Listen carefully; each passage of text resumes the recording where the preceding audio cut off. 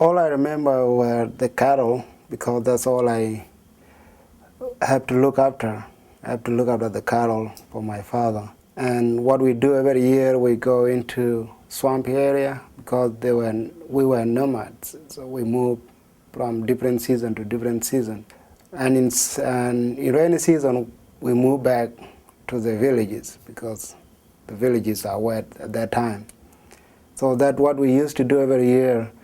And one time before we leave, we go back to the swampy area. My father told me that, and my mother told me, you have to leave with the other boys.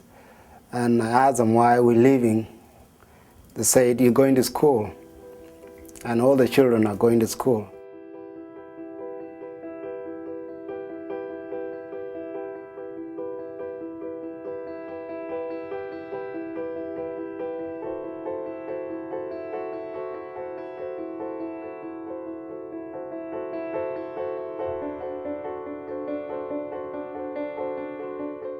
On the way, we met other boys coming from different villages too.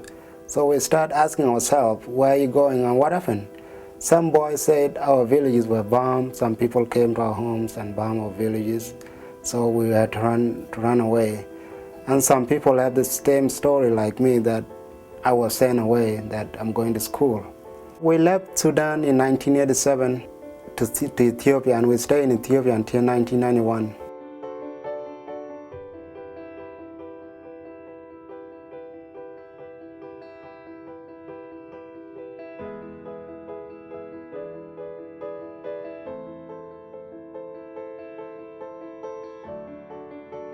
The refugee camps are not that good because they are like, prison.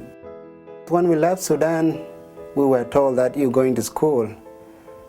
And although it was not the case, but that's how we was told. And after we came to refugee camp, we had no other thing else. We have no parents, we have no relatives or anything. We're just of the same age guys. So what we have to do is to focus on education once we get a chance. Sometimes we go and learn under the trees because we know we cannot wait for UN to provide us with that one. We cannot wait for them to provide the chalks for the teachers.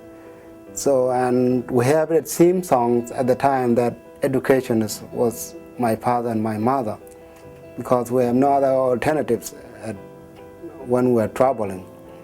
And we know once we get educated, we can go back and change the country, and we can go back and do something better, build the road and bring clean water.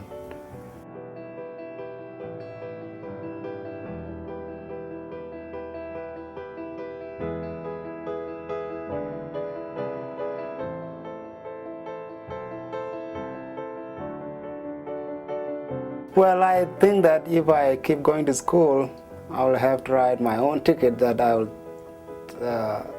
That's why I know what I'm doing better.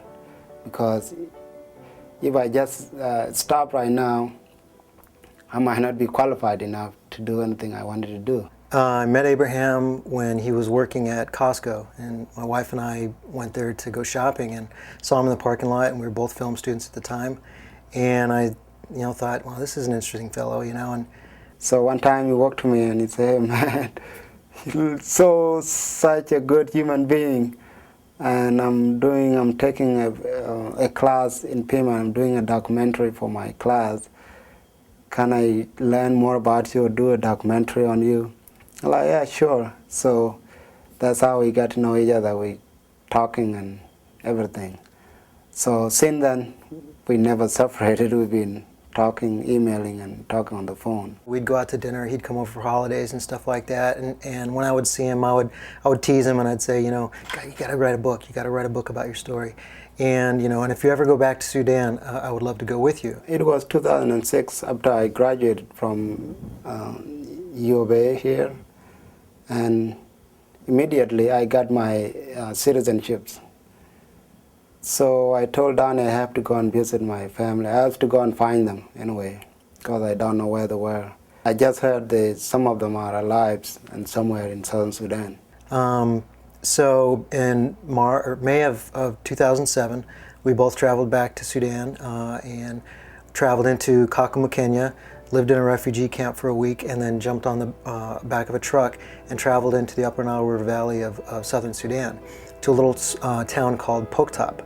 And from there, we really didn't know where his family was, and along the way, we met family members and friends who were kind of guiding us while we were heading into southern Sudan.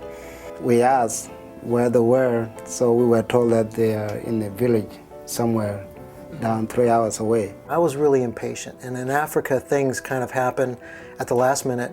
They happen in a quick hurry and without notice. And so, you know, here I am, just like, okay, we gotta find her, we gotta find your family, you know, where are they? We've been here for 6 days, you know, we're running out of time, running out of money. You know, we were both sick the entire time.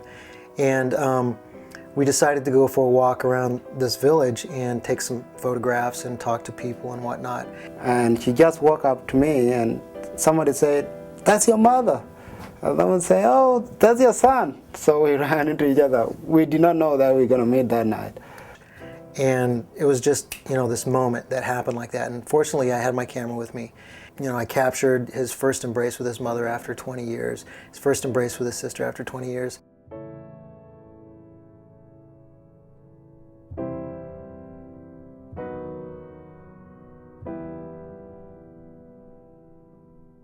Later on in the evening, when we were sitting around talking about the day and everything that we had gone through up to this point to get there, I think a little over 2.5 weeks maybe had passed, maybe 3 weeks to this point of traveling into southern Sudan.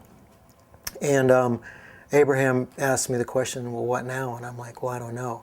I visited the schools that were in the towns, and most of the schools were under the trees. Some were in the building that were destroyed by the war.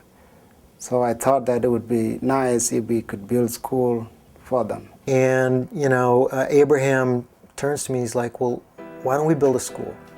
And I'm like, okay. I'm like, well, if we can do one, we can do 3.